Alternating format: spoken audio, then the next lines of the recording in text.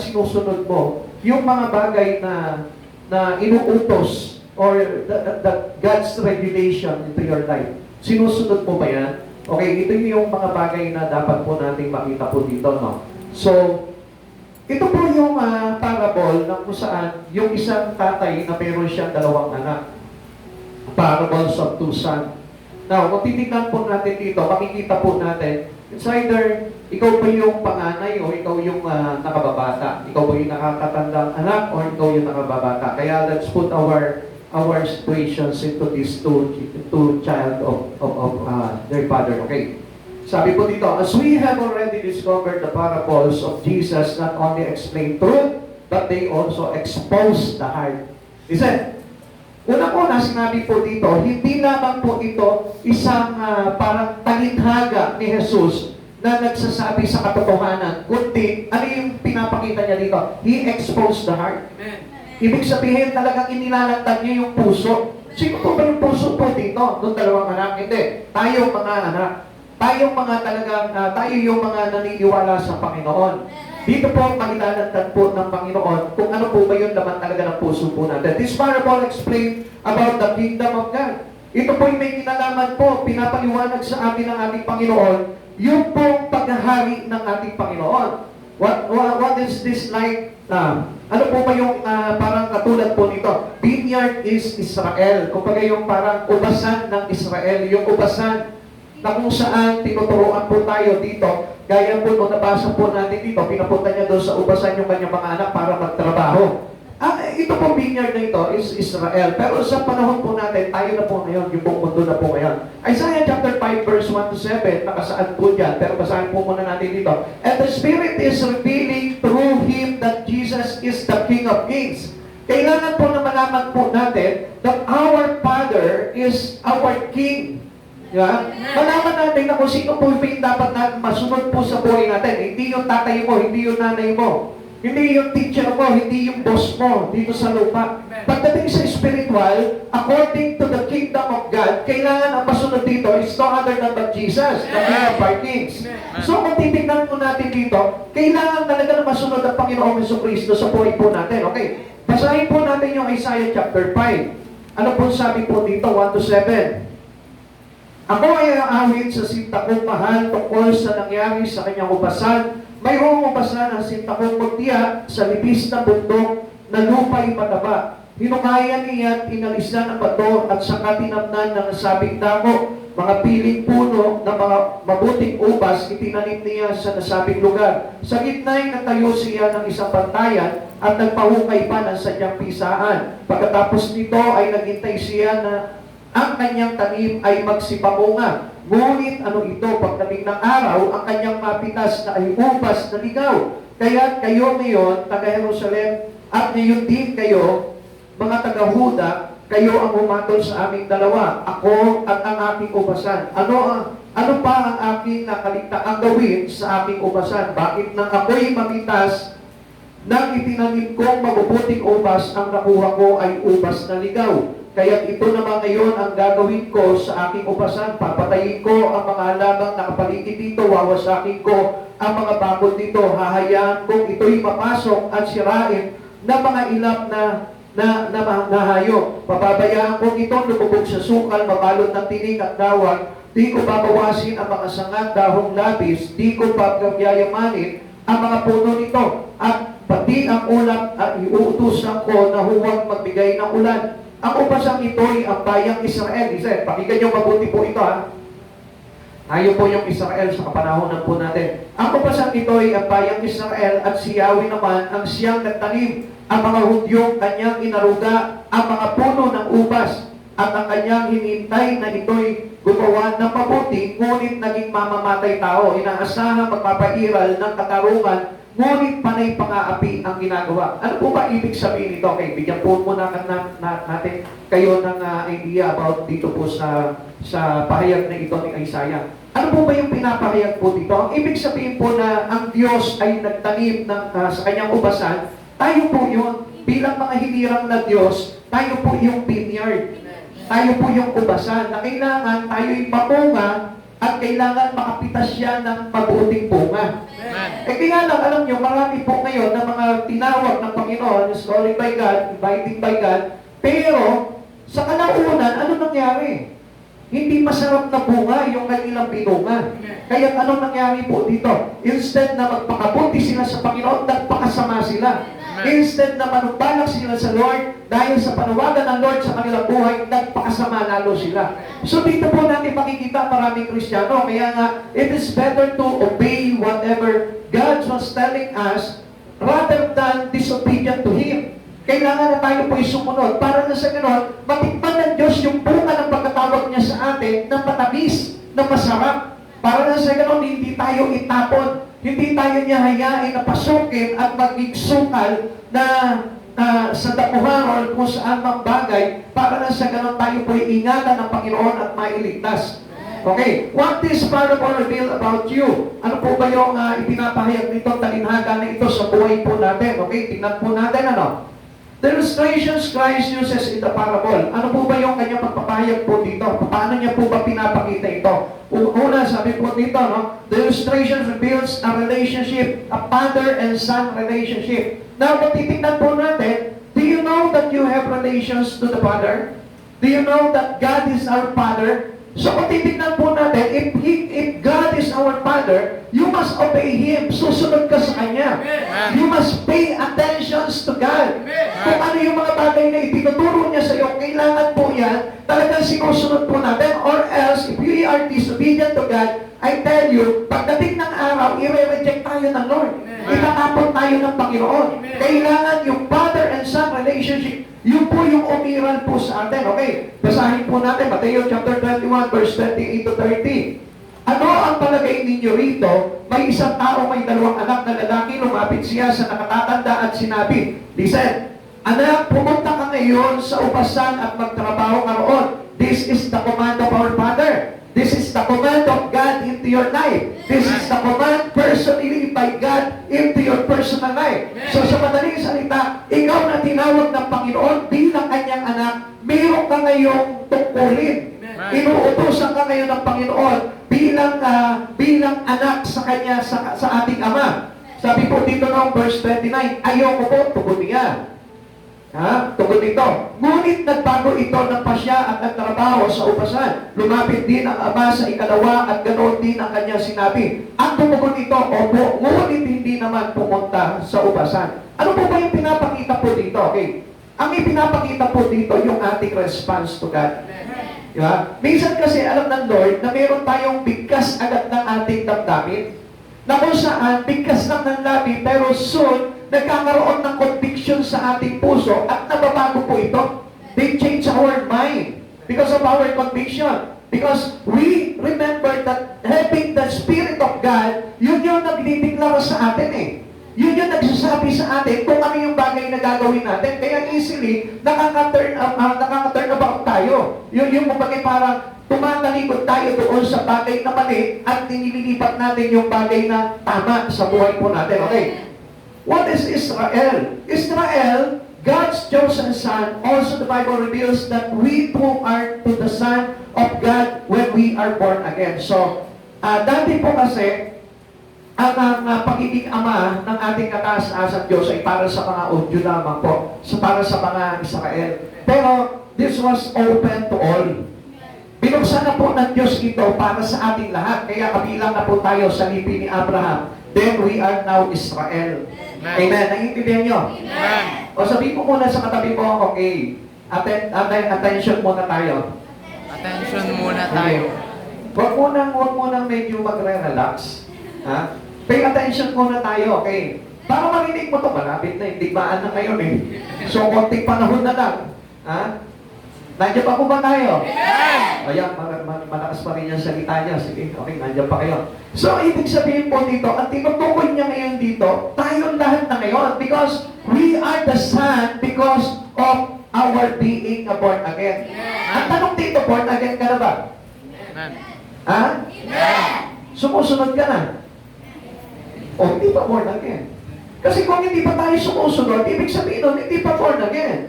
If we want to obey God, regulating into our life, Hindi pa po tayo born again. Naintindihan po natin? At kapag hindi tayo sumusunod sa mga bagay ang tutunin ng Panginoon sa buhay po natin, ibig sabihin hindi tayo born again. So, ibig sabihin, for us to be a children or a son of God, meaning, you must obey God. Kailangan maging masunurin na tayo sa Panginoon. Katulad po nito, tayo po ay naging anak, tayo ay naging mga anak dahil sa ating pagtanggap kay Yesu Kristo. Amen? Nandiyan po ba tayo? Kaya nga sabi ko nga po sa inyo, walang born again na matigas sa ulo eh. Tingnan mo nga yung katabi mo. Ano? Di ba?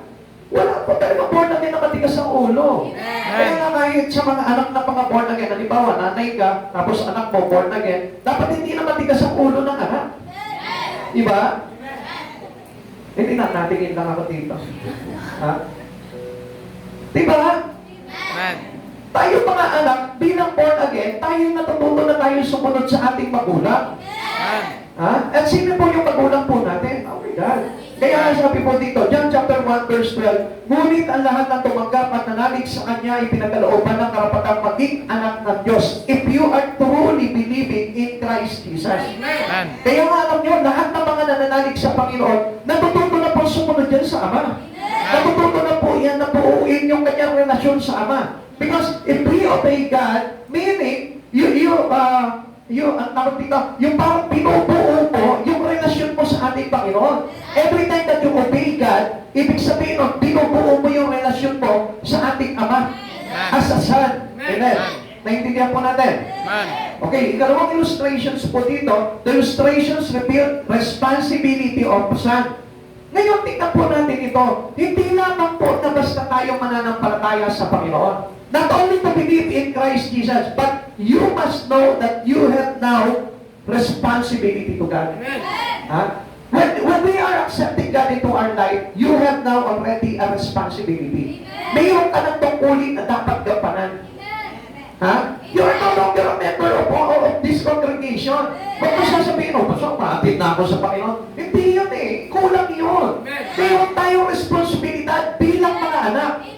At maging sa tahanan po natin, ikaw na anak, binibigyan ka rin ng responsibilidad ng mga magulang mo. Amen.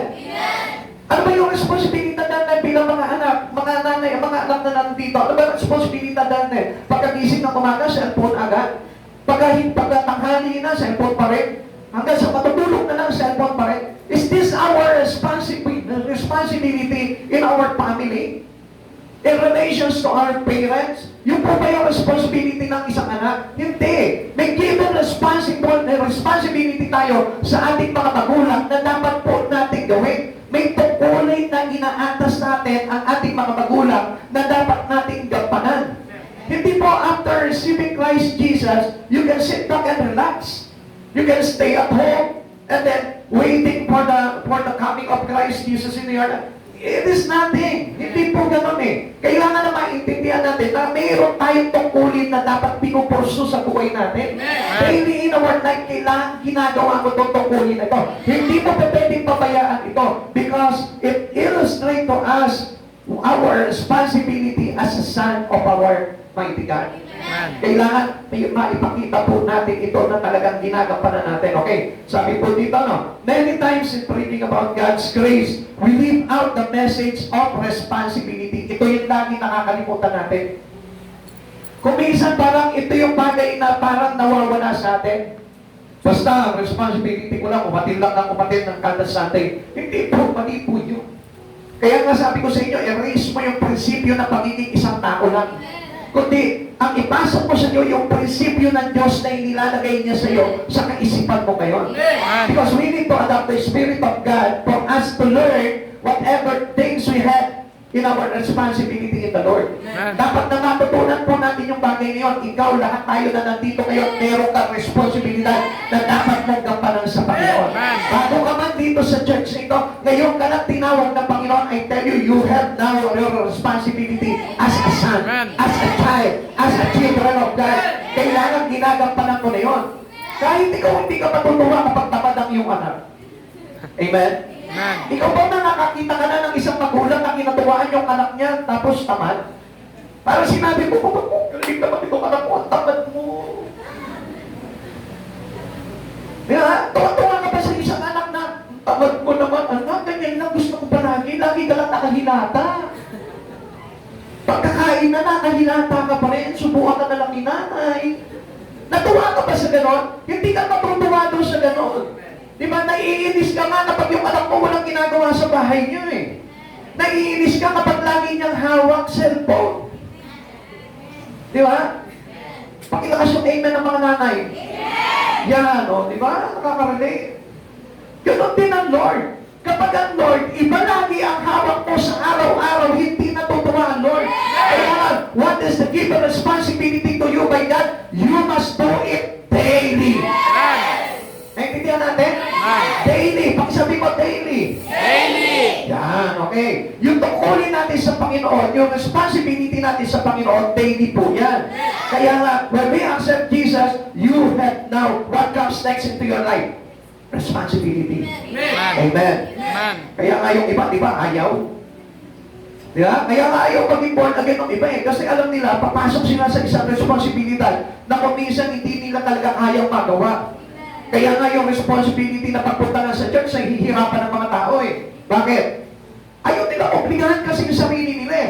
Then, anong pinapakita ko ngayon yun? Na hindi ka kabilang sa mga anak ng Diyos. Amen. Amen. Sinasabi nila, what is the importance of church in my life? Importante ang church sa buhay mo sapagkat this church is the given responsibility to every Christian who accepted Jesus. Amen. Naintindihan po natin? Amen. Sa Tagalog, ito pong panambahan na ito ay ipinagkaloob bilang tungkulin na dapat mong gampanan sa harapan ng aking Panginoon bilang mga anak. Amen. Amen. Amen. Yung tahanan na binigay sa atin ng Panginoon bilang tayo yung mga anak. Kaya nga it is illustrated and reveals the responsibility of the son to his father. Okay, God wants us to serve Him. That was simply telling us by God. Na kapag tayo may responsibility sa Lord, you need to serve God. You need to serve Jesus. Do not avoid it. Huwag mong hayaan na hindi mo mapaglingkuran ng Diyos sa buhay mo. Ang pag-church ay hindi paglilingkod. Yung pagdating ng service, hindi po niya paglilingkod. Kasi yung iba kasi, they are, yung compliance po nila, para nakarelay lamang po sa pag-church po nila, akala po nila, they serve already God in them. Hindi yun, may given responsibility talaga sa mga anak eh. Para sinasabi natin, oh, my responsibility in my family is to stay at home. Oh, di ba? Naintindihan niyo yun? To listen to the sermon of my mother daily. It's not your responsibility at home.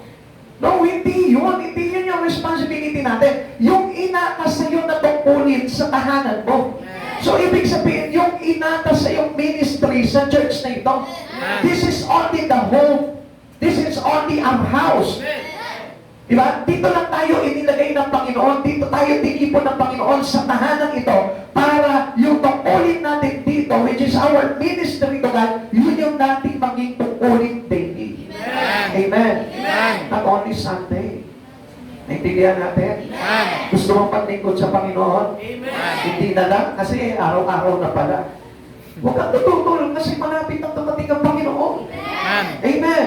Amen. Kaya nga, tanong po natin dito, do you really obey God's command into your life? Tinatanong ka ng Panginoon, talaga bang sinusunod mo sa buhay mo ang Panginoon? Kasi if you haven't yet ministry from that to the Lord, I tell you, hindi ka pa nakakasunod. And tapos na to. Yun yung katotohanan doon. Kung hanggang ngayon wala ka pang ministry sa Panginoon, I tell you, hindi ka pa nakakasunod. Because ministry in God is very important. Because that was the task that given to us, that was the responsibility that given to us by God. Okay, para maliwanagan po natin yan. Sabi po dito, it is in the Father's vineyard where we are to serve. Ano po ba yun? Saan po ba yung Father's vineyard po natin? Ayan yung mga nagkalat na kaluluwa niyan. Church tayo ng church, pero hindi naman tayo tumatrabaho sa ubasan ng Diyos. Gusto ko malaman po mga kapatid sa Panginoon, kung ikaw ay nag-church ka, dapat nagbubunga ka ng ubas. What do I mean here? Kailangan nagtatrabaho ka sa ubasan ng Panginoon, mayroon kang nadadalang bunga sa Panginoon, yung mga kaluluwa. Amen. Ito po sa vineyard of God. Yan yung ubasan ng Diyos. Makikita mo dyan yung ubasan niya nandyan sa paligid natin. At yun yung tungkulin na dapat natin ginagampanan sa Panginoon araw-araw. Don't tell me na ikaw naglilingkod ka sa Panginoon pero Sunday ka lang. Kaya nga may ko nga po sinasabi po sa inyo eh. Sunday is not enough for every Christian who believe in Christ Jesus. Sapagkat if you do Sunday Christian only, there is no such yet relations to Jesus. Ipabuo. Sorry. Kasi yun po yung talagang katotohanan. Na kung tayo pasip-pasipa lamang po tayo, subalit hindi naman po tayo talaga nagliligtas ng kaluluwa o may manasakit sa mga kaluluwa, I tell you still, you don't have yet relations to Jesus. Amen. Kaya nga, yun po yung kailangan po natin eh. After receiving Christ Jesus, you are now become a son of God. And then, as a son of God, you have now a responsibility to the Father. And that responsibility is to serve Him in His vineyard. Amen. Yung tayo ay magtrabaho sa kanyang ubasan. Tanungin mo ngayon yung katabi mo, sumusunod ka na ba sa Panginoon? Sumusunod ka na ba sa Panginoon? Nagtatrabaho ka na ba sa kanyang ubasan? Tatrabaho ka na ba sa Sige, pakilakas mo lang kasi baka mamaya hindi niya marinig eh. Ito walang halong biro po ito. Seryoso po ito. At gusto ko malaman mo, ikaw mismo dapat maintindihan mo itong bagay na ito. If you want someday become a part of His kingdom, tanungin mo ulit siya, sabihin mo, ikaw ba talagang sumusunod na sa Panginoon? Ikaw ba talagang sumusunod na sa Panginoon? Nagtatrabaho ka na ba ngayon sa ubasan ng ating Ama? Nagtatrabaho ka na ba sa ubasan ng ating Ama?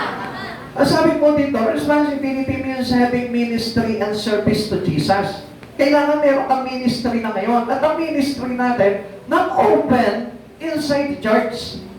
Kasi talagang ministry po natin outside the church. At what is this ministry? To win soul. Lagi sinasabi sa atin, ang ubasan nasa labas, wala dito. Ito'y pisaan na, pigaan na itong church na ito. Dito na pipigain yung katas mo para nang sa ganon, malaman niya kung masarap talaga yung katas mo. Ibig sabihin kung masarap yung iyong pagiging Kristiyano. Kapag nating mananlol, nandito ka ngayon, mapakla ka pala, mapakit ka pala, ubas na ligaw ka pala, I tell you, pagdating ng araw, itatapon ka niya. Okay, makikita natin po dito sa pag-aaral po natin niya para maintindihan nyo. Okay, sabi po dito, Mateo chapter 37, 9:37, kaya sinabi niya sa kanyang mga alagad, napakaraming amihin, ngunit kakaunti ang mag-aani. Hindi po ba natin napansin, ang daming takot ng mga Kristiyano? Sorry to tell you, pero sabi ko nga po sa inyo eh, yung is not for Christian, alam niyo po ba, hindi pinapahintulutan talaga ng Panginoon yan. Kaya nga, do not make busy your life into other things in the world, rather than make busy into the vineyards of God. Dapat gawin mo, i-busy mo yung sarili mo doon sa ubasan ng Diyos. Kasi ito po yung kailangan natin eh. This is our responsibility to win soul. To gather more soul for Jesus. Para na sa ganun, maging masarap yung iyong pagiging ubas sa ating Panginoon. Ikatlo, na ipinapakita po sa ating Panginoon dito, the illustrations reveals the responses of son who are asked to serve. Yan, okay, darating na po tayo dito. Medyo kinakabahan ka na pag natanong kung naglilingkod ka na sa Panginoon o hindi pa. Diba? Kuminsan, ito po yung pinakamahirap na sagutin sa Panginoon. Naglilingkod na ba ako sa Lord o hindi pa? Yeah. Kung tatanungin mo yung sarili mo, ang hirap sagutin ito eh. Kasi hindi mo maklasify yung sarili mo bilang lingkod ng Diyos dahil compare with what you've done daily in your life, parang hindi masasabi mo na, sandali, hindi naman Diyos palagi itong aming pinaglilingkuran eh. Di ba? If you getting busy into the things in the world, I tell you, this is not God. Hindi tayo sa Diyos naglilingkod. Kaya nga kailangan po daily in our life, mayroon tayong responsibility, may tungkulin tayo na ginagampanan araw-araw sa ating Panginoon. Amen. Amen. Amen. Amen. Okay, tingnan po natin. The responses of son who are asked to serve. Many responded, but, sabi po dito, makes little. Yan ang problema po natin. Ang dami naman po talagang tumutugon sa Panginoon eh. Kaya lang ang problema, yung kanilang ginagawa ay napakaliit. Pakisabi ko nga doon sa katabi mo, yung maliit na ginagawa naman. Yan yung kadalasan na meron tayo. Amen. Maliit lang yung ginagawa natin eh. We responded to God, but still, we make little. Ang liit ng ginagawa natin, ang liit ng kampanin natin, ang liit ng ginagawang part natin para sa Panginoon. Kaya nga, sabi ko nga po sa inyo, if we stick into Sunday service only, that was too little. Amen. Do you hear my voice? Do you hear the voice of the Lord? Yun po yung katotohanan doon, na kapag konti lamang talaga yung ibinibigay mo sa Panginoon, yung parte ng buhay mo sa Panginoon ay napakaliit, I tell you, hindi po yun yung gusto ng Lord na maging responsibility natin eh. Amen. Kaya nga dito sa talinhaga na ito, pinapakita po dito na mayroon ding isang talinhaga na kung saan nagpatawag po ng piging itong hari. Tatandaan niyo po ito talinhaga nito? Amen? Dahil doon sa kasalan ng kanyang anak, nagpatawag po yung hari. Okay, kung babasahin po natin ito, Mateo chapter 22, verse 1 to 14, nandiyan pa po ba tayo? Amen. Okay, para makita po natin na ang gusto talaga ng Lord dito is to do big. Pakisabi mo nga doon sa katabi mo, to do big. Hindi tubig. Gagawa tayo ng palaki. Amen. Okay, sabi po dito, muli nagsalita sa kanila si Jesus sa pamamagitan ng talinhaga, sinabi niya, ang paghahari ng Diyos ay katulad ng nagandong ng isang piging. Ang isang hari sa kasal ng kanyang anak na lalaki. Sinugo niya ang kanyang mga alipin upang tawagin ang mga inanyayahan, ngunit ayaw nilang dumalo. Minsan, ito, pinapakita agad sa atin dito, di ba? Minsan, inaanyayahan tayo na dumalo sa pagtitipon, sa church, sa pagsamba, pero ang dami mga hindi tumutugon, ito po yun din, yung sinasabi ng Panginoon, kasi ayaw nilang gumawa talaga sa Panginoon. Gusto nila magkaroon sila ng relation sa Panginoon, pero ayaw nilang gumawa. Do you think that it was acceptable to God? No. Okay, tuloy po natin. Sinugo niya ang kanyang mga alipin upang tawagin ang mga inanyayahan, ngunit ayaw nila dumalo. Muli siya nagsugo sa ibang mga alipin at kanyang pinagpilinan. Sabihin ninyo sa mga inanyayahan na naihanda ko na ang aking piging. Napatay na ang aking mga baka at ang mga pinatabang guya at handa na ang lahat ng bagay. Halina kayo sa piging, ngunit hindi ito pinansin ng mga inanyayahan. Umayo sila, tingnan nyo ha. Ganito yung mga reason pa rin ng mga tao hanggang ngayon. Tingnan nyo ha. Ngunit hindi ito pinansin ng mga inanyayahan. Umayo sila sa kanilang lakad. Ang isa'y sa kanyang bukid at ang sa kanyang pangangalakal naman ang isa. Sinunggaban naman ng iba ang mga alipin, hinamak at pinatay. Galit na galit ang hari, pinaparoon niya ang kanyang mga kawal, ipinapuksa ang mga mamamatay taong iyon at ipinasunog ang kanyang lungsod. Sinabi niya sa kanyang mga alipin, nakahandaan na ang piging, ngunit hindi karapat-dapat ang mga inanyayahan. Kaya pupunta kayo sa mga lansangan, patao, inyong aniyahan sa kasalan ng lahat ng mga makita ninyo. Lumabas nga ang mga pangunahing lansangan, ang mga alipin at isinama ang lahat ng mga natagpuan. Masasama't mabubuti ano pat napuno ang mga panauhin ng bulwagang pangkasalan. Pumasok ang hari at tinignan ang mga panauhin at nakita niya roon ang isang taong hindi nakadamit na pangkasal. Kaibigan, bakit ka pumasok dito nang hindi nakadamit ng pangkasal? Tanong niya, hindi nakaibig ang tao, kaya sinabi niya ng hari sa mga katulong, gapusin ninyo ang kanyang kamay at paa at itapon siya sa kadiliman sa labas. Doon nananangis siya at nagangalit ang kanyang ipin sapagkat marami ang tinawag, ngunit kakaunti ang hinirang. So kung titignan po natin, listen, isip muna po tayo. Ito yung tinutukoy po dito sa kalinhaga po ng kasalan po na ito, ng isang piging sa kasalan ng kanyang anak. Marami pong inaanyayahan, mayroong mga nagpapaundak, mayroong ayaw, mayroong mga nagdadahilan, at mayroong po silang mga kabisihan. Yan po yung commonly, hanggang ngayon, yung pa rin po yung kanilang dahilan. Na ayaw ng Diyos, na tayo po ay nagdadahilan para sa paanyaya ng Diyos sa buhay po natin. At dapat po maintindihan po natin. Na hindi mo maalam na kapag ikaw ay inaanyayahan ng Diyos na dumalo sa kanyang gawain, hindi mo maalam na kapag ikaw ay maraming dahilan, galit ang Diyos po yan. At tingnan niyo po, ano po nangyari po dito? Gusto kasi ng Lord that we do big into Him. Na tayo ay gumagawa ng malaking bagay sa Kanya. Kaya nung mayroon po nagpaunlak sa Kanya, ito naman po yung naging problema. Ano naging problema po doon? pumasok ang hari upang tignan ang mga panauhin at nakita niya roon ang isang taong hindi nakadamit pangkasal. Pangkasalan. Kaibigan, bakit ka pumasok dito nang hindi nakadamit ng pangkasalan? Tanong niya at hindi nakagibig ang tao. Ano ibig sabihin dito? Minsan nandito ka na pero hindi nakaayon yung puso mo.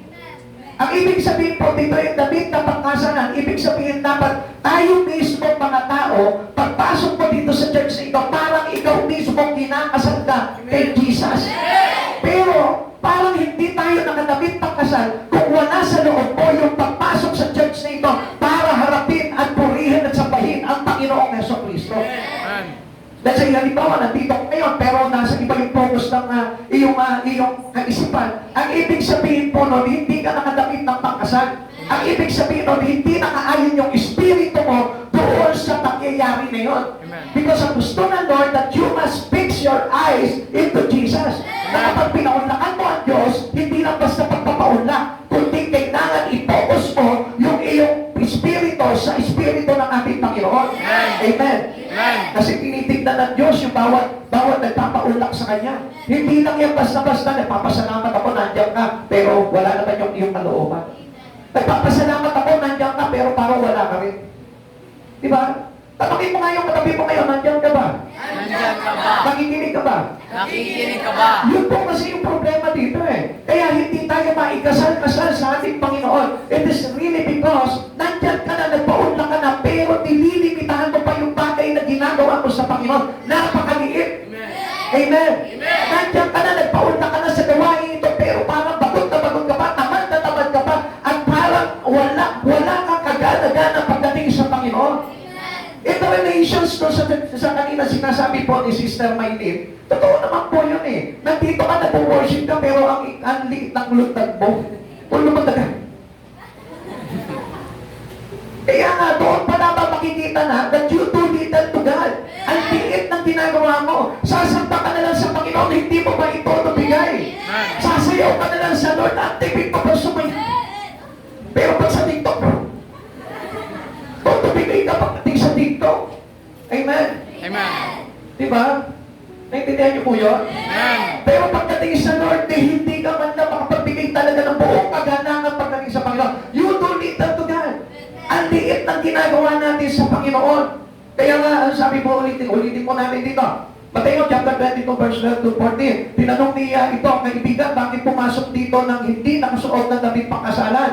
Hindi nakasagot ang tao, kaya sinabi ng hari sa mga lingkod, talian ninyo ang kanyang kamay at paa at itapon siya sa kadiliman sa labas. Doon nagnanangis siya at magagalit ang kanyang mga ngipin. Pagkatapos nito, sinabi ni Jesus, marami ang tinatawag, ngunit kakaunti ang pinipili. Kaya nga para tayo ay hirangin ng Panginoon, ipakita mo na talagang nagbibigay ka talaga ng punong-punong pagsisumikap para sa kalwalatian ng Panginoon.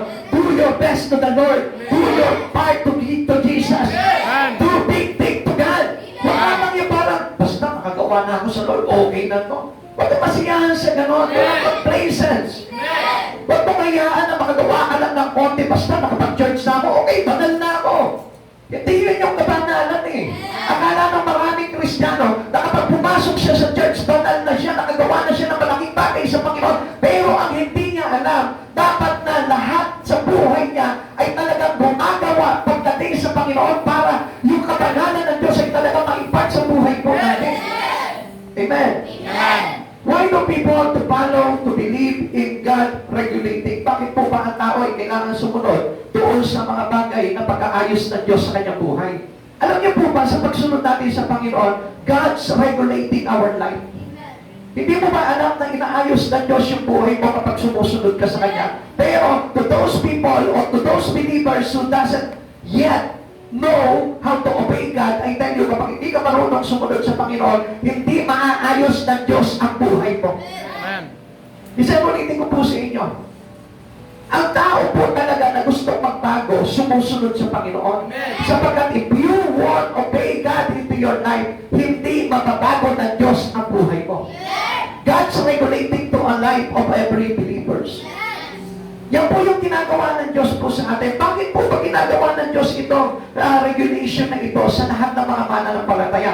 For we inherit the wonderful promise to us in His kingdom,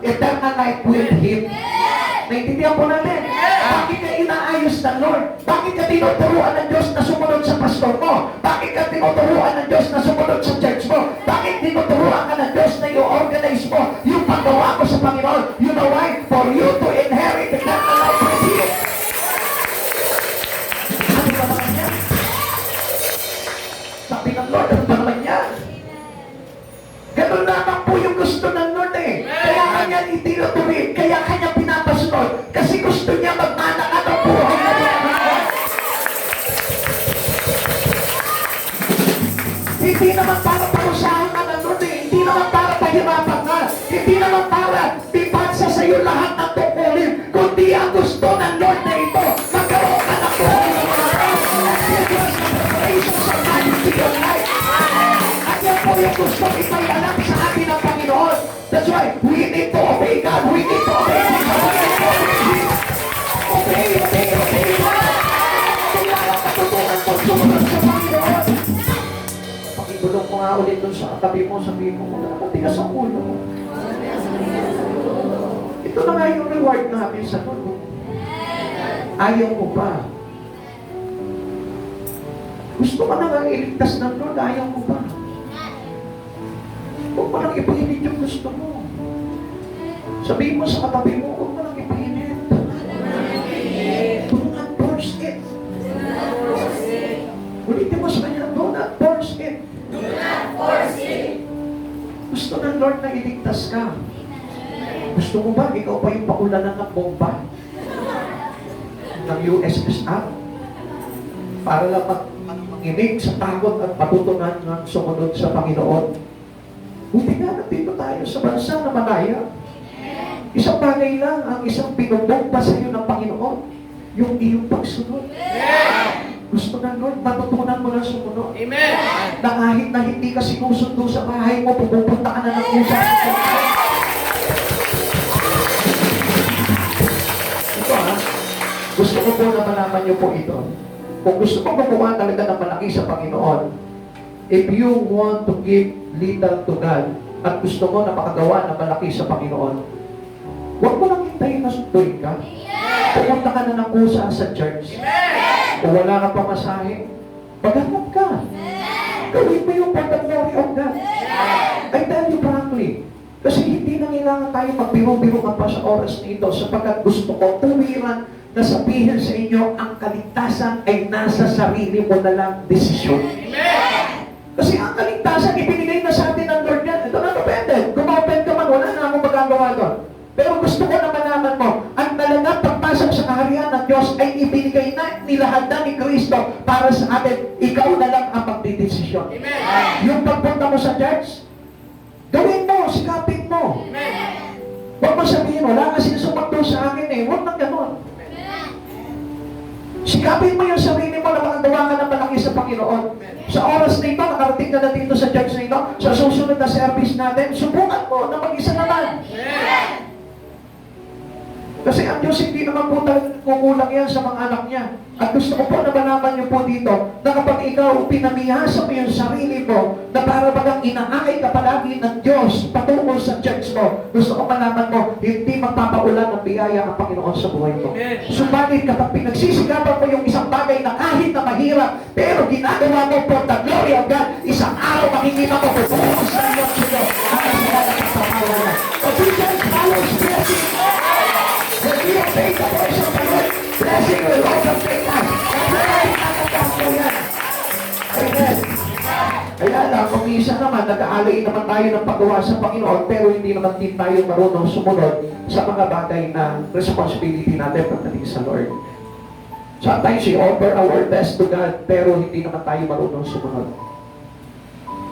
Obedience is better than sacrifice. Amen. Hinahandog mo nga yung buhay mo araw-araw sa church. Ang problema naman, hindi ka naman marunong sumunod, is still, this is not good for our God. It is not acceptable to God. If you want to serve God, do big. Gumawa ka ng isang malaking bagay sa Kanya. Yung desisyon na hindi mo magawa-gawa, gawin mo na ngayon para na sa ganun makita mo na ang Diyos na ito'y malungkot sa iyo. Para makita mo rin, masubukan mo kung paano magpala ang Panginoon na ito. Sa totoo lang naman, simpleng bagay lamang po yan eh. He is regulating to the life of every Christian for us to have His promise, to inherit His promise, eternal life with Him. Gusto ka makasama ng Diyos. Kaya nga sabi ko nga po sa inyo, hindi na dapat tayo maging matigas ang ulo eh. Repentance begins to obey God's regulation.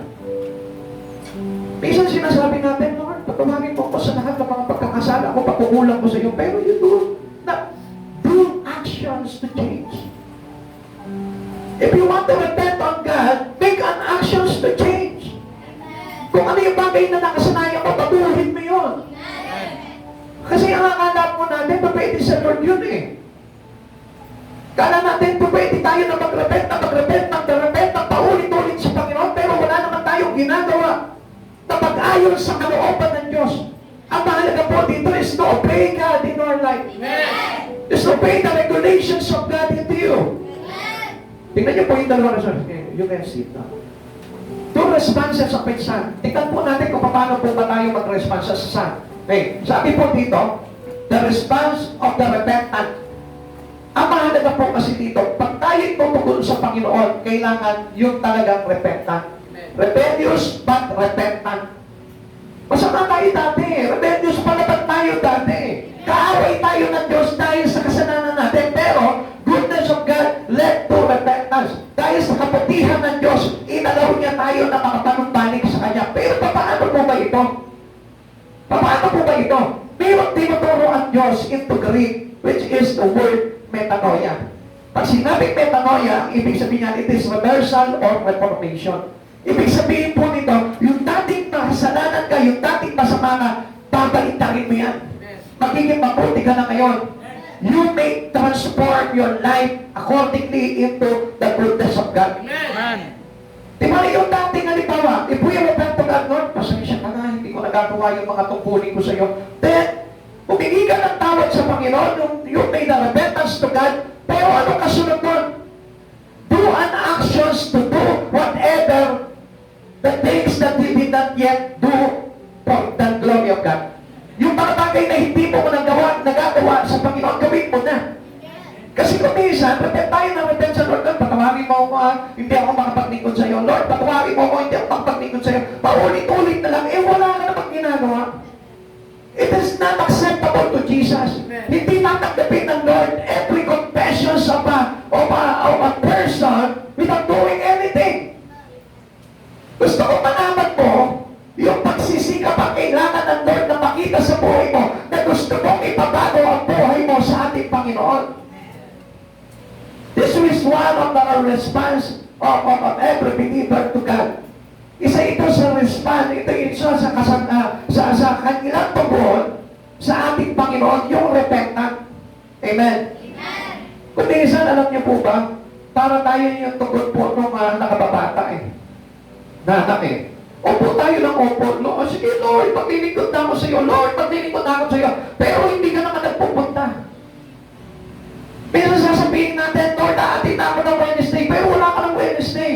Atin na ako ng intercessory, wala ka ng intercessory. Paglilingkod na ako sa iyo, pero hindi ka naglilingkod sa Kanya. This is not the repentant of a true person who have relations to Jesus. Hindi ito yung talagang totoong relasyon. Hindi ito yung talagang totoong paghingi ng tawad at panunumbalik sa ating Panginoon. Mga kapatid sa Panginoon, open your heart, open your mind, open your spirit to God. Huwag kayong magpataya. Ang totoo po talaga na nagre-repent sa ating Panginoon, nagpapalik loob sa Panginoon, ay nagbabago. Hindi na nanatili sa dati niya. Kaya nakakala po natin, pwede po natin isahan ng Panginoon, gagawa ako ngayon na mali, tapos maghihingi na lang ako ng tawad sa Panginoon. Hindi ako maglilingkod ngayon, pero hihingi na lang ako ng tawad sa Panginoon. This is not already acceptable to God. Hindi natin maliling lang ang Diyos sa buhay po natin. Acts chapter 17 verse 30, sabi po dito, sa mga nagdaang panahon ay pinalagpas ng Diyos ang di pagkakilala sa Kanya ng mga tao. Ngunit ngayon ay inuutos niya sa lahat ng tao sa bawat lugar na magsisit talikuran ang kanilang masasamang pamumuhay. You tell the Lord that you are a servant of Him, pero ayaw mong talikuran yung masamang pamumuhay mo. Kung naglilingkod ka talaga sa Panginoon, make sure na kaya mong talikuran yung maling pamumuhay, yung kasalanan, yung kasamaan, yung pandaraya, yung mga bagay na hindi kalugod-lugod sa Panginoon, dapat talikuran mo yan. Amen. Make a decision now. If you want to bring your life to Jesus, kung gusto mo manumbalik kay Kristo, talikuran mo yung mga malinduhan na yun. At mamuhay ka ayon sa regulasyon ng ating Panginoon na ipinatutupad niya sa buhay mo. Ikalawang response, the response of the self-righteous. Ano po ba yung tinatawag na response nitong self-righteous na ito? Yan po yung karaniwan. Talk the talk but did not walk the walk. That was self-righteous. He thought that he served the Lord Jesus in his life. He thought that he made a lot of things in Christ Jesus, pero still did not walk the walk. Hindi niya ginagawa kung ano yung bagay na dapat niyang ilakad. Kapatid, isip na po tayo.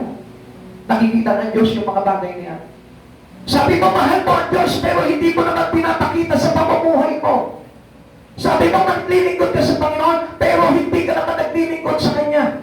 Sabi mo, magbabalik loob ka na sa Kanya, pero hindi pa rin nababago yung buhay mo. Sabi mo, pagsisikapan mo na yung mga bagay sa Panginoon, pero still, you did the same thing with your past life. Do not talk the talk. Huwag na puro salita. Amen. Gusto ko pong ihayag po sa inyo na tayo po'y nagtutuwid. At tayo'y tinutuwid ng ating Panginoon. Minsan, napapagalitan ko kayo, nasasabihan ko kayo.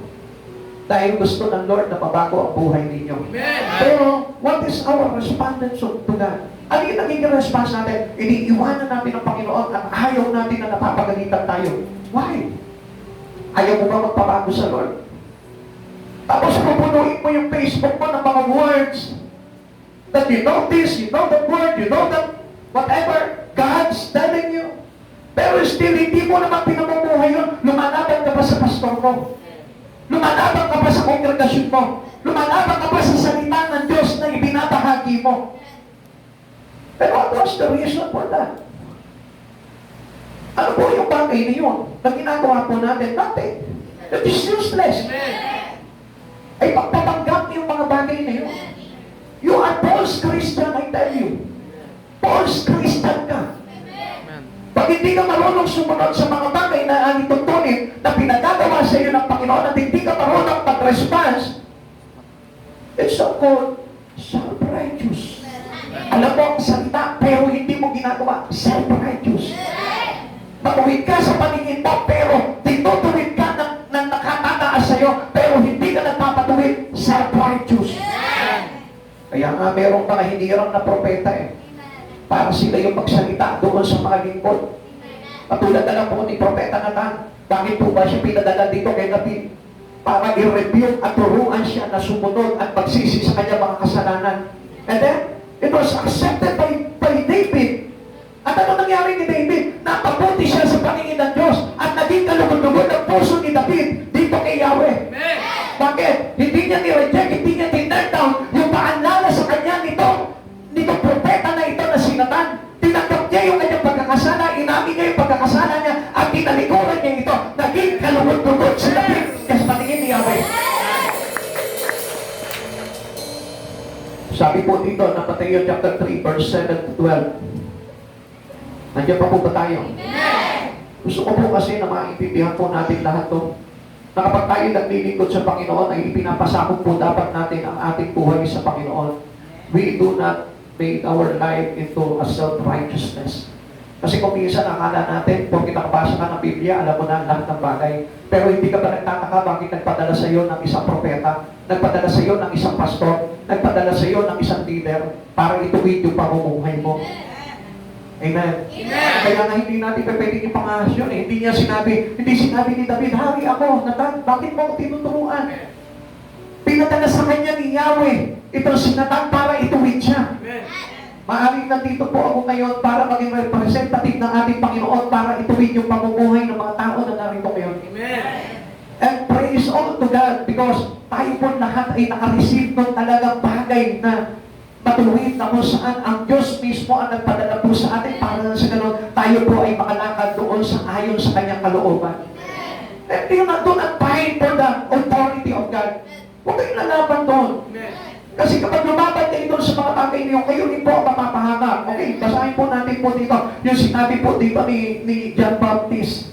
Ang sabi po ni Juan Bautista po dito, Mateo chapter 3, verse 1 to 2, 7 to 12. Ngunit napakita niya marami sa mga Pariseyo at mga Saduseyo ang lumalapit upang magpabautismo. Sinabi niya sa kanila, kayong lahi ng mga ulupong, sino ang nagbabala sa inyo na tumakas sa parusang darating? Ipinakikilala ninyo sa pamamagitan ng inyong pamumuhay, ipakilala ninyo sa pamamagitan ng inyong pamumuhay na kayo'y nagsisisi at huwag ninyong ipangahas na kayo'y anak ni Abraham. Sinasabi ko sa inyo, ang Diyos ang nakalilikha ng mga tunay na mga anak ni Abraham mula sa mga batong ito.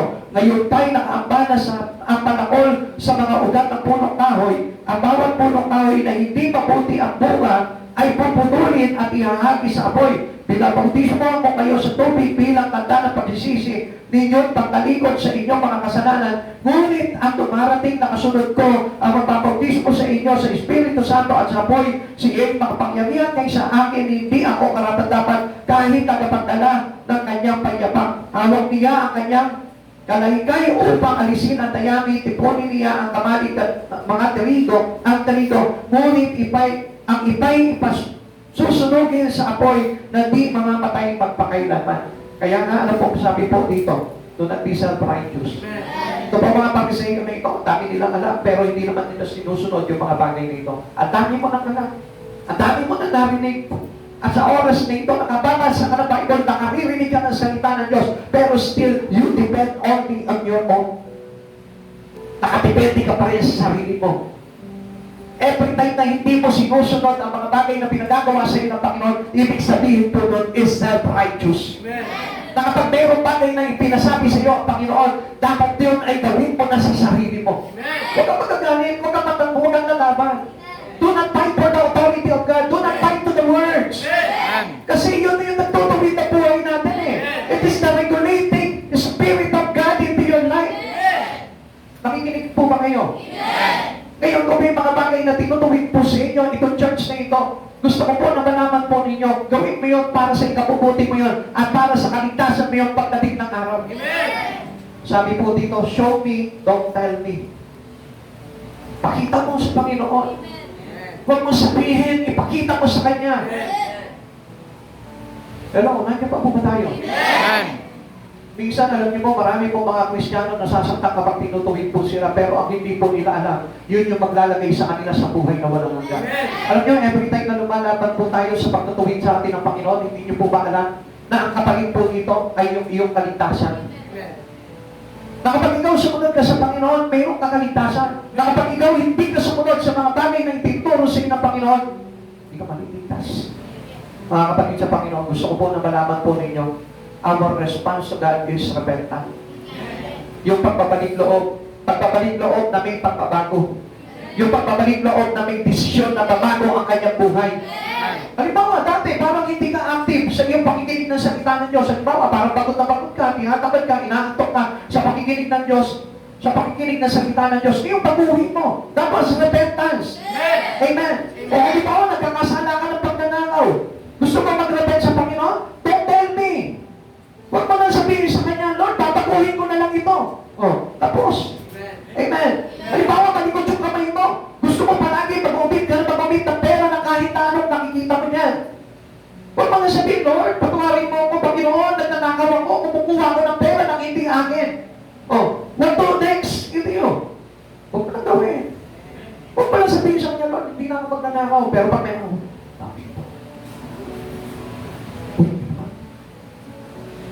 that is not rest. That is not repentance. Ang gusto ng Lord, do not live into self-righteous. Di ba, maiintindihan ng Lord to, baka biyaya ng Lord to, kasi alam niyo, wala akong pera ngayon. Amen. Amen. Di ba, maunawaan ako ng Lord dito, kasi hindi naman ako umaalis sa Kanya, hindi naman ako nawawalay sa Panginoon, maiintindihan ako ng Lord dito sa kasalanan ng mundo. That is not repentance.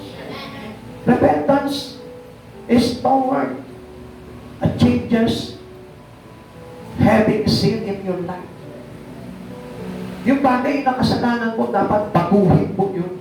Hindi i-retain sa buhay po natin yun. Yung mga maling ginagawa mo pagdating sa Panginoon, sa harapan ng Panginoon, dapat po baguhin po yun. And this is how we obey God. Now tell me, do you obey God into your life?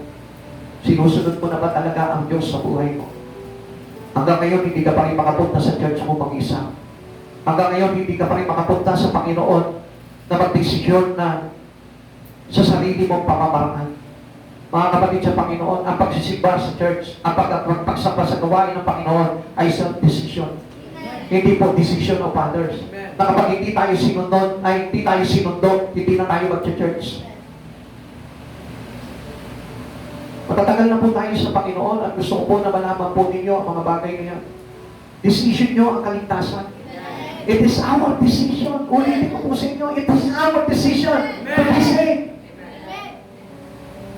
Ibig sabihin po, halimbawa, let's say, okay, kaya ko po sinasabi po sa inyo ito dahil di po kayo para sumbatan.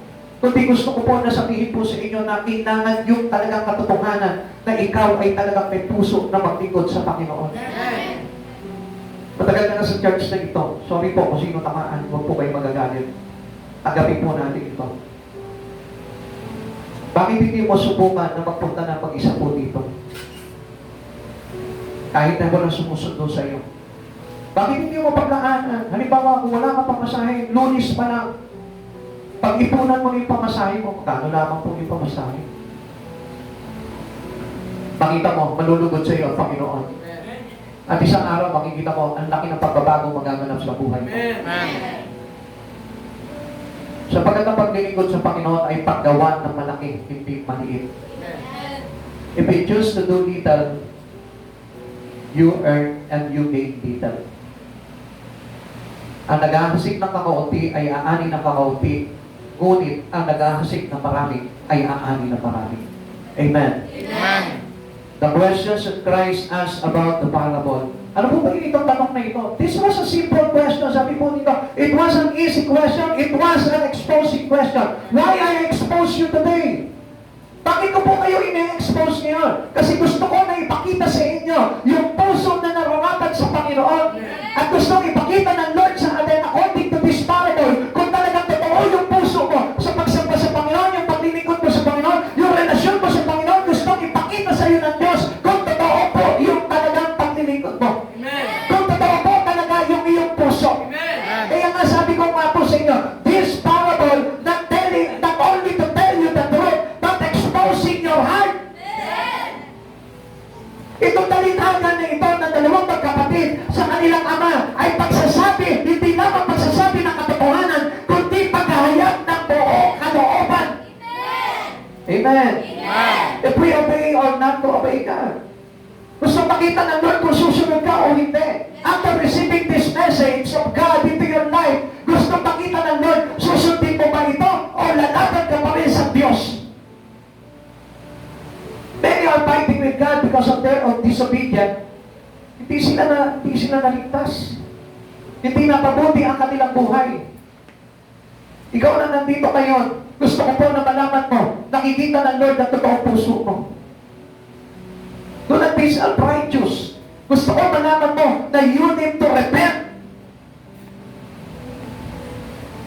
At huwag mong ipangahas yung self-righteous. Kasi this question, itong tanong ng Diyos na ito, tungkol doon sa parable na ito, sa talinhaga na ito, ay nagsasaad ng katotohanan at ini-expose ang totoong laman ng puso ng isang tao.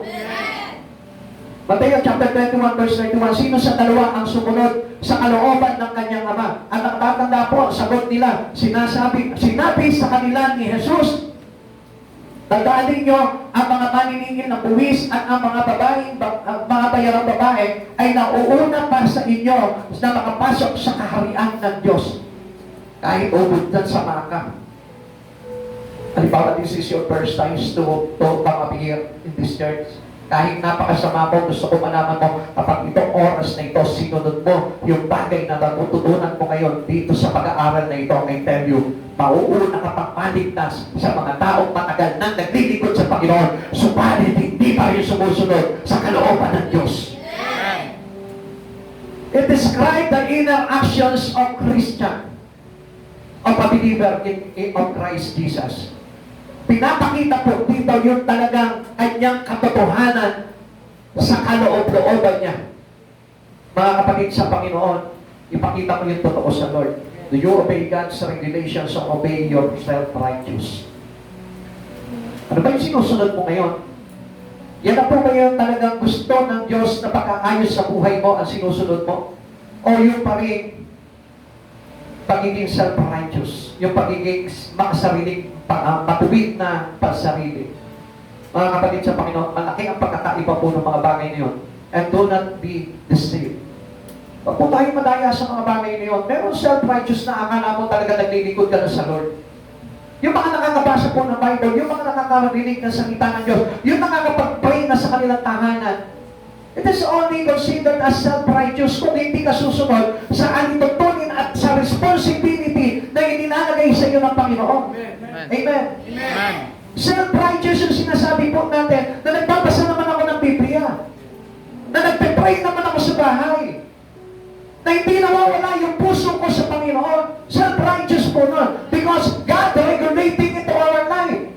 Ang Diyos ang nag-aayos sa buhay po natin. Kaya if we won't obey God, hindi mangyayari yung regulations ng Lord sa buhay ng isang mananampalataya, sa buhay ng kanyang anak. Ikatlo, the applications Christ give about this parable. Ano po ba yung dapat na maging aplikasyon po natin dito? Paano po ba natin ito mag-isa sa buhay? It was a personal application. At sabi na Lord po, I say unto you, sinasabi ko sa inyo. Sabi niya po gano'n dito, mauuna pa sa inyo yung mga maniningil ng buwis at yung mga bayarang babae na makapasok sa paghahari ng Diyos. Sapagkat ang gusto ng Panginoon, quickly, we must repent to Him, magbalik loob tayo sa Panginoon, at manatiling tayo sa katuwiran ng Diyos. Amen. It was the manner of receive and apply. Tinanggap mo at isinasabuhay mo. Hindi ba yung tinanggap mo at babagayin mo? Many people today ganun eh.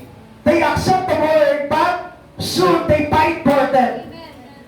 Amen. Amen. Bakit? Hindi ko naman ilalabanan yung salita. Kapag hindi mo ginagawa yung mga bagay na naririnig mo, you fight against the word.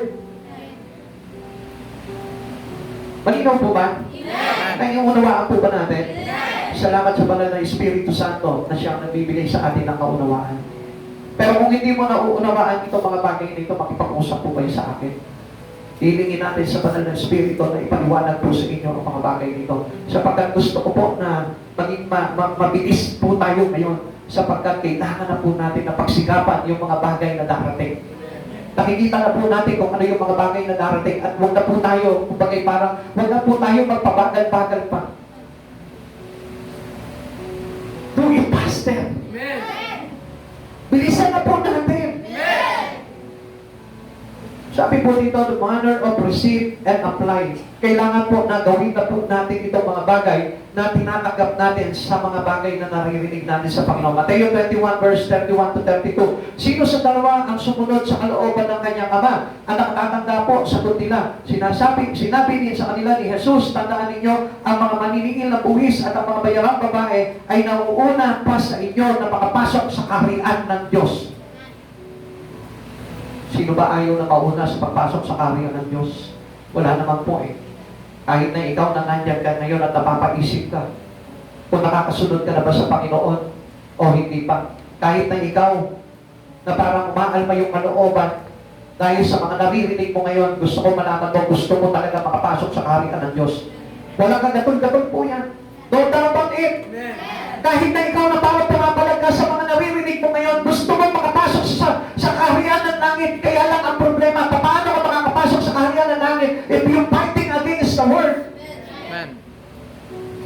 If we are fighting against the teaching of God into your life. Di lang sa salita ang pagsunod, kailangan nilalakibang po ng gawa.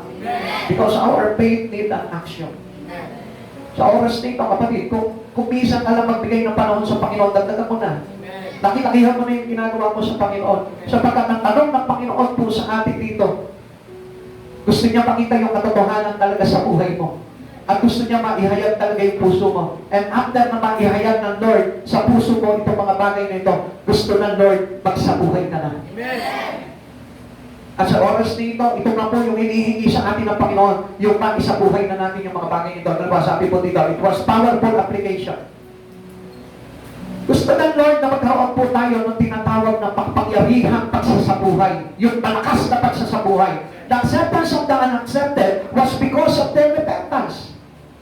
Yung pag hindi po, yung di ba yung sinabi po dito na nagtatanda, sabi niya, hindi po, ayoko po pumunta sa ubasan niyo. Pero soon, nagbago yung isip niya, nagpunta siya, gumawa siya.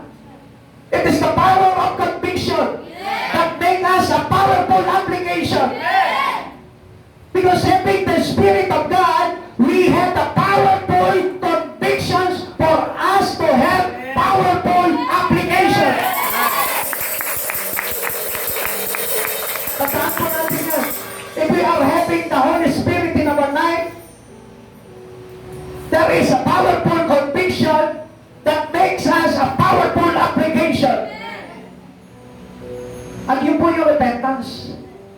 Yung kapag halimbawa, nandun ka sa kasamaan, pero biglang nakumbig yung buhay mo. Ayoko nang gawin ito. Gusto ko nang gawin yung sinasabi sa akin ng Ama. Gusto ko nang gawin yung pinapagawa sa akin ng Ama. Gusto ko nang gawin yung naririnig ko sa Ama. Nandun sa powerful application. You decide to do and obey what is given to you by God. It is your decision. If you decide to accept the things all in Christ Jesus, yun po yung tinatawag na powerful application. Yung pagtalikod mo sa kasamaan mo, yung pagtalikod mo sa mga bagay na tinutuwid sa iyo ng Lord, powerful application ng Lord Jesus. So the question of the reputable was because of their lack of repentance. Ito naman po kagalang-galang, kaya po siya ni-reject. Alam niyo kung bakit? Kasi hindi marunong magbalik loob sa Panginoon. Amen. Amen. Minsan sabi ko nga po sa inyo, kagalang-galang tayo sa church eh. Di ba? Respectable tayo. Very reputable yung ating pagkatao. Pero ang problema, hindi tayo marunong magbalik loob at tumanggap ng pagkakamali sa harapan ng Diyos. That's why we become rejected. We become rejected to God. Napakalaki daw ng pagkakaiba na ito. Masamang tao ka, pero marunong ka magbalik loob at tumanggap ng pagkakamali mo kay Yahweh. I tell you, katanggap mo ka, acceptable to God ka. Mabuti ka sa maraming tao, pero hindi ka naman marunong tumanggap ng pagkakamali mo sa harapan ng Panginoon. You're nothing and you rejected. Nakita niyo po yung pagkakaiba po nun? Kaya nga yung powerful application, makikita po yan kapag marunong kang umamin sa mali. Kapag marunong kang umamin ng pagtutuwid sa iyo ng Lord. Kapag marunong kang tumanggap ng pagtutuwid at pagtuturo sa iyo ng Lord, you will be accepted for His kingdom. Ang sabi ko, gusto ko mula dito sa harapan na ito, umabot sa likuran. Matuto kang tumanggap ng pagtutuwid ng Diyos.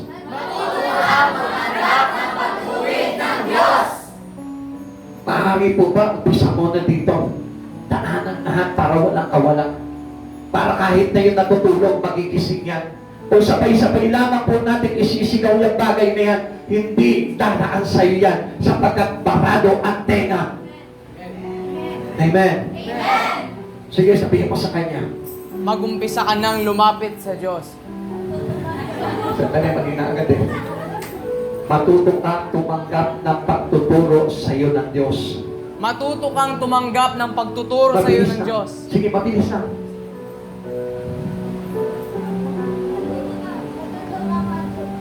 Tumanggap ng pagtuturo sa iyo ng Diyos. Matutukan tumanggap ng pagtuturo sa iyo ng Diyos. Matutukan tumanggap sa pagtuturo ng Diyos. Matutukan tumanggap sa pagtuturo.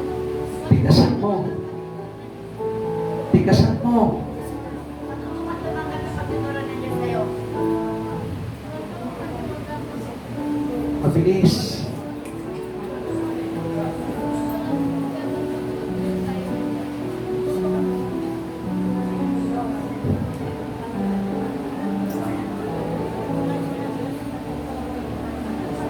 Matuto kang tumanggap sa pagtuturo sa iyo ng Diyos. Matuto kang tumanggap ng pagtuturo sa iyo ng Diyos. Matuto kang tumanggap ng pagtuturo sa iyo ng Diyos.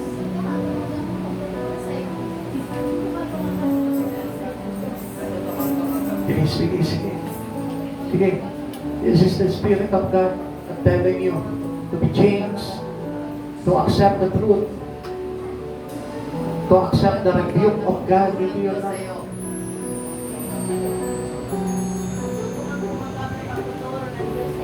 Tingin mo sa Kanya.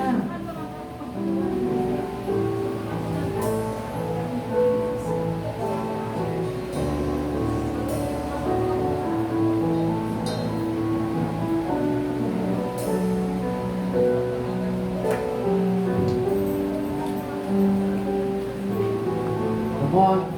Accept it as the words of Jesus into your life.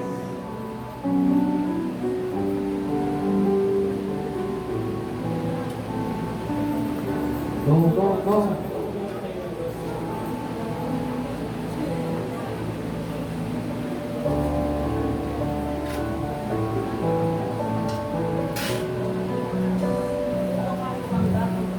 Lakas, lakas, lakas. With power, application, with powerful voice.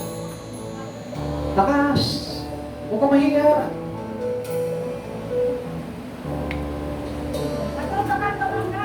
Amen. Praise the Lord.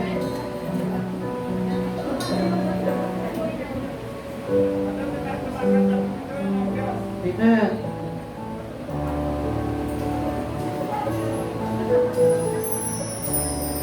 Come on, bilis, bilis.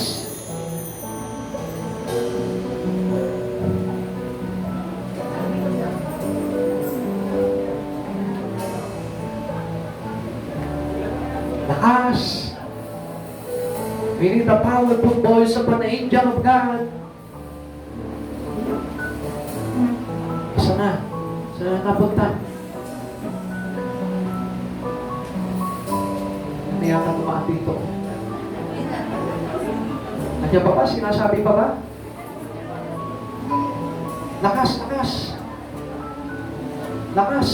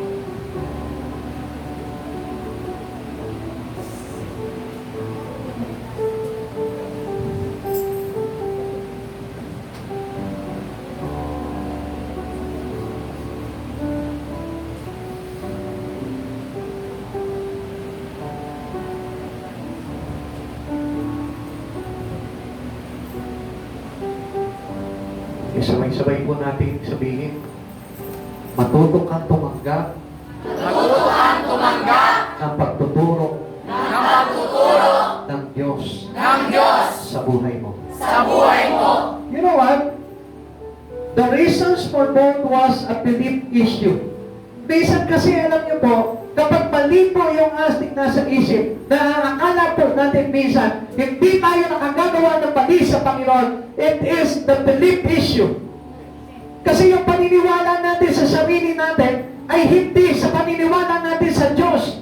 Pinaniniwalaan natin yung sarili natin at hindi natin pinaniniwalaan yung Diyos na nagsasabi sa iyo, anak, baguhin mo ito. Anak, magbago ka. Anak, palikuran mo yung dating parubuhay mo. Do not listen to your belief, to your self-belief. Huwag kang makikinig sa sarili mo na. Pakinggan mo yung tinig ng Diyos na nagsasabi sa iyo, matuto kang makinig sa pagtuturo ng Diyos sa buhay mo. Listen, Believe first.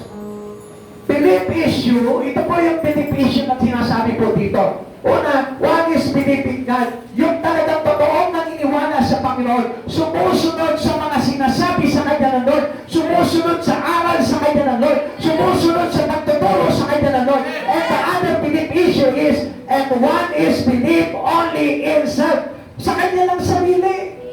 Kaya nga madalas tayo nadadaya kasi ang pinakikinggan lang natin yung sarili natin. Okay naman po sa Lord, maiintindihan ako ng Lord, alam ng Lord ang puso ko, alam ng Lord na gusto ko talaga, pero ganito, alam ng Lord na gusto ko siyang pagtikuran, pero ganito, alam nyo, pakikinig lamang yan at paniniwala lamang yan, hindi sa Diyos, kundi sa sarili ko lamang. Believe in God and not into yourself. Yung akala mo na papahintulutan ng Diyos sa iyo itong bagay na ito, pero ang hindi mo na, tinutuwid ka pala ng Diyos dito sa bagay na ito. Better listen to what God was teaching you and not what yourself teaching yourself. Hindi dapat yung sarili natin na nagtuturo sa sarili natin. At Diyos ang dapat na nagtuturo sa buhay ng bawat isa. Amen. What you are listening today, what you are hearing today, yun yung tinig ng Diyos na dapat na magturo sa buhay mo. Amen. Do not fighting against the Word of God. Do not fighting against what you hear from the Lord. Sa buhay mo yun. Kapatid, sa oras na ito, gusto ng Diyos na mabago ang buhay mo. Sapagkat malapit ang pagbabalik ng Panginoon at gusto ng Lord na matutunan mo yung talagang totoong pagsunod ng isang anak sa kanyang ama. Anak, pag sinabi ng Diyos, ng Ama sa iyo, na anak, ito ang gusto kong gawin mo agad yun sapagkat yun yung bubuo na relasyon mo bilang Father to Son, Son to His Father. Kapatid, sa oras na ito, alam ko marami po sa atin ngayon dito na still pumapalag pa rin sa aral ng Diyos na pagbabago sa kanilang buhay. Pero I tell you what, kapag tinanggap mo ng buong puso ang mga bagay na ito at isinabuhay mo ang mga bagay na ito, para iyan sa iyong ikabubuti at pagdating ng araw, makikita mo kung paano ka ililigtas ni Yahweh. Although this parable is primarily about Israel, it applies to each and every one today. Para sa atin na lahat yan. Be careful that you just don't have an outward form of righteousness and you are not really born again. You are born again. Sabi mo sa sarili mo, I am a born again. It is not an outward form of righteousness. Hindi ito pakita, matuwid ka lamang. Hindi ito yung magpapakita sa tao na matuwid ka lamang. It is not an outward but an inward. Obeying that situation is the indications of being not born again. Yung parang nakabase lamang sa sitwasyon na gusto mo, yun lamang yung susundin mo. I tell you, hindi ka born again. Minsan kung ano yung ayaw mo, yun yung gusto ng Diyos na gawin mo. Huwag mo ipipilit yung sarili mo. Because you are nothing to God. You are unacceptable to God. If you still insist whatever you wanted to be. Huwag mong ipilit yung gusto mo. To obey God, dapat na mangyaring masunod sa buhay mo. Yung bagay na gusto mong ipagawa sa iyo ng Diyos, hindi yung ipinipilit mo lamang sa sarili mo ng Lord, ito yung gusto kong gawin. Never! Because He is our God. He is our Master. And we are all servant. We need to obey our Master. And not the Master obey His servant. Nandito ka para maglingkod sa Panginoon, hindi para paglingkuran. Nandito tayo ngayon para maglingkod sa Panginoon, hindi para paglingkuran. Tignan mo kung pinaglilingkuran mo na ang Panginoon sa pamamagitan ng iyong paglilingkod ngayon. Sa pamamagitan ng iyong pamumuhay. Tignan mo kung naglilingkod ka na sa Lord. Tignan mo kung si Jesus talaga yung pinaglilingkuran mo o yung mga bagay lamang sa sanlibutan. Tignan mo kung talaga totoo ang puso mo ay namin Jesus na o baka na ang puso mo nandito pa rin sa sanlibutan. For where is your richness on your wealth, is your heart there. Kung saan nandun iyong kasalanan, nandun ang iyong puso. Ang gusto kong malaman mo, hindi mawawala ang puso mo kay Kristo kung si Kristo ang naging kayamanan mo sa buhay na ito. Amen. Kapatid, let us all change. Let us make repentance to Jesus. Amen. Let us make go and turn our life to Jesus. Talignan mo yung kasamaan. Talikuran mo yung kasalanan. Talikuran mo yung maling pamumuhay. Talikuran mo yung pagkaumaling sa mundo ito. Turn to Jesus now. Turn to Jesus. Please be now. Malapit na pumunta. Malapit na siya pumating. Turn to Jesus. This is the goal of Jesus for everyone of us. Come to Him. Come to Jesus. Namamandig ang Panginoon sa buhay ng bawat isa. Gawin mo na yung nararapat. Lumago ka na sa maglilingkod mo sa Panginoon. Huwag ka manatili na lagi na lang buhat-buhat palagi ng church mo. Palaguin mo yung buhay mo kay Kristo. Gawin mo yung pinakamabigat na parte para maparangalan mo si Jesus sa buhay mo. Huwag mo kuhaan si Jesus. Bigyan mo pa si Jesus.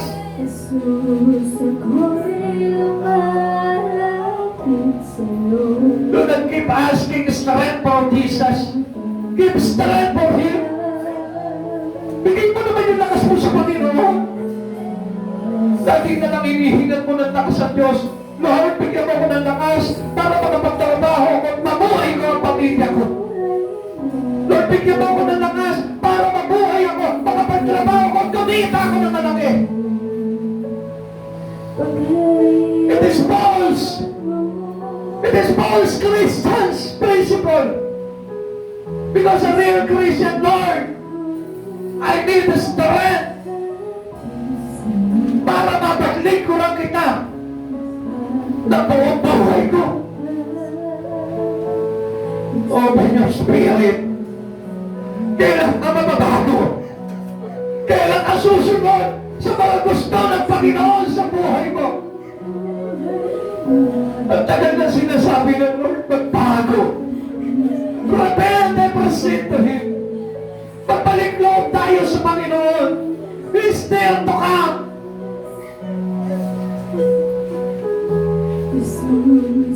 Mahirap ba na paunlakan na paglingkuran ng Diyos sa buhay ng bawat isa?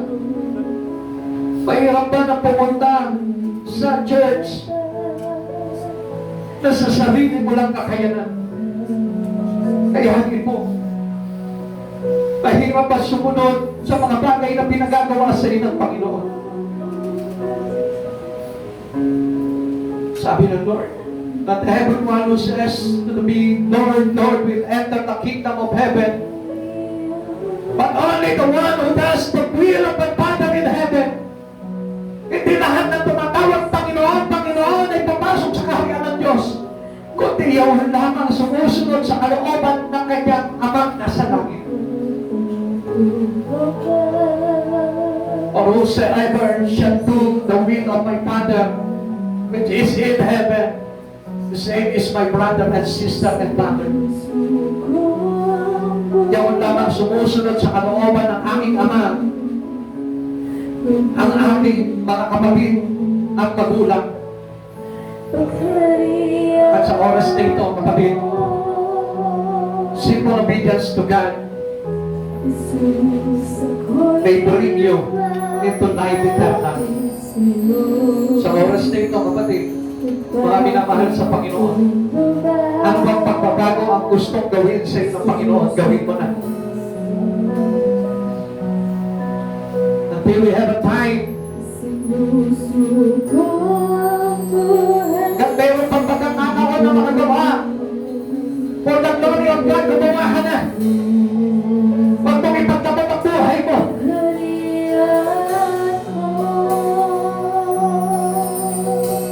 Do it big to the glory of God. Gawin mo yung pinakamalaking bagay para maparangalan ang hari sa buhay mo. Huwag mong pipitipirin ang Panginoon.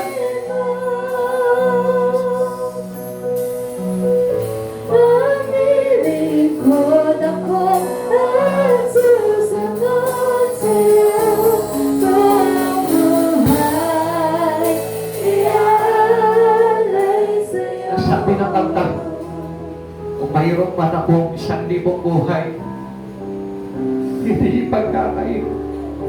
Lahat sa iyo ibibigay. Ikaw, yung naging isang buhay mo, hindi mo ba maibigay-bigay kay Yahweh? Hindi mo ba maibigay-bigay sa Diyos? At sabi ng awit, hindi 1,000 buhay, lahat ibibigay. Yung isang buhay naman natin, hindi pa kayang iboto sa Panginoon. Do you obey God? Really obey God?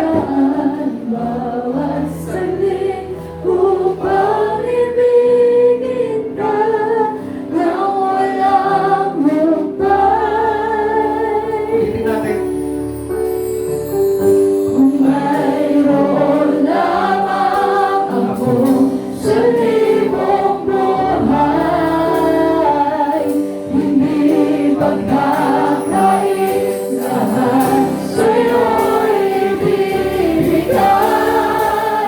Ngayon pa man sa'kin, nag-iisang tanay, inaraan bawat saglit upang ibigin ka nang walang hukay.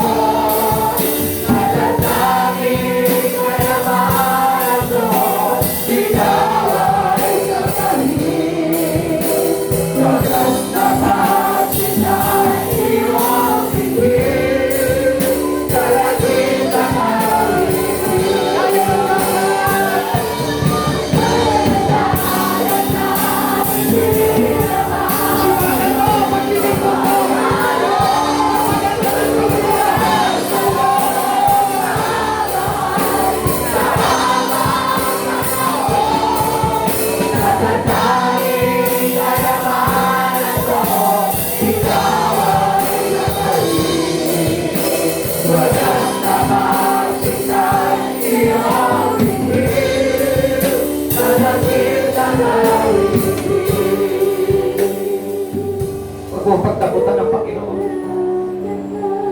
Sayang ang buhay. Sayang ang kalakasan. Kung hindi mo pagkakaloob sa Panginoon, sayang yung opportunity na makapasok sa kaharian ng Diyos. Yung pagkakataon na ibinibigay sa iyo ng Panginoon para maligtas ka. Huwag mo sayangin. Ito na yung parang si David. Nang dumating sa buhay niya, ito si Nathan. Nasabi sa kanya ni Nathan, nagkasala ka kay Yahweh. Ang sabi ni David, tunay nga na napakalaki ng pagkakasala ko sa iyo, Yahweh. Tinanggap niya lahat ng mga kasalanan niya. Inamin niya sa harapan ng Panginoon. At nanumbalik siya ng buong puso. At ipinakita niya ang pagsunod niya kay Yahweh. Kapatid, obedience is better than sacrifice. Masigit ang pagsunod kaysa handog na kaloob. At sa oras nito, mga kapatid sa Panginoon, hinihiling ng ating Panginoong Jesucristo, tayo'y sumunod sa kalooban ng ating Amang nasa langit. Ama naming Diyos, nagpapasalamat po kami sa napakalaking opportunity upang kami, Panginoon, ay makapasok sa iyong kaharian at upang ihanda mo ang bawat isa sa amin bilang mga magkakapatid sa iyo, Lord. At magkaroon kami ng kaligtasan pag-iyong sa pagbabalik. Panginoon, nagpapasalamat po kami, O God, sapagkat ikaw yung Diyos na humirang sa amin sa lugar na ito upang kami, Panginoon, ay makapaglingkod sa iyo bilang iyong mga anak ay sumusunod sa iyong kalooban at sa lahat ng iyong mga tungkulin ay ginagawad sa amin, O God.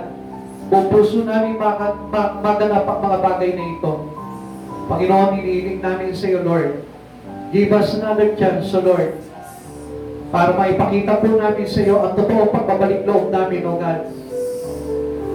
And it was starting today, O Lord. Gagawin na po namin ang mga bagay na iyon. Panginoon, patawarin mo po bawat isa, O God. At patuloy po, Panginoon, na ikaw yung Diyos na malayang gumalaw sa aming mga buhay. Hawakan mo bawat isa, Lord. Especially our heart, our spirit, and our mind. Upang maunawaan namin ang lahat ng bagay na itinuturo mo po sa amin, O God, na walang halong paglaban. Panginoon, tinatanggap ka namin. Tinatanggap namin ang salita mo. Tinatanggap namin ang Espiritu mo. Tinatanggap namin, Panginoon, maging ang pagtutuwid mo sa aming buhay. Panginoon, maraming salamat po sa oras nito. Pagpalain mo po ang bawat isa, Panginoon, na nararapat sa iyong kalooban po lamang. Pagpalain mo po kami, Panginoon, ng kalakasan upang mapaglingkuran ka namin. Pagpalain mo kami, Panginoon, ng mga bagay upang maikaloob namin sa iyo, Lord. At lalo pa namin, Panginoon, mapag-ihinap ang mga bagay na ipinagkatiwala mo sa amin. Panginoon, bless mo po ang bawat isa. Bless mo po ang bawat tahanan namin, O God. Bless mo po, Panginoon, ang bawat isa, Panginoon, sa Espiritu mo, Panginoong Yahweh, upang na sila ng Lord. Marinig namin palagi ang tinig ng Banal na Espiritu Santo kung ano yung mga nararapat na dapat namin gawin sa araw-araw. Panginoon, lead us according to your will. Panginoon, ilayo mo po kami, Panginoon, into self-righteousness, O God. At dali mo po kami, Panginoon, into the truth of repentance, O God. Lord, ikaw yung Diyos, Panginoon, na manay para sa amin, O God. Balutin mo po kami ng iyong banal na dugo, Lord, upang sa paglakad po namin sa mundong ito, O God, hindi po kami madaya ng kaaway. Panginoon, maraming salamat po. At sa iyo po namin ibinabalik ang lahat ng kapurihan. To God be the highest glory in Jesus' name. Amen. God bless you all po.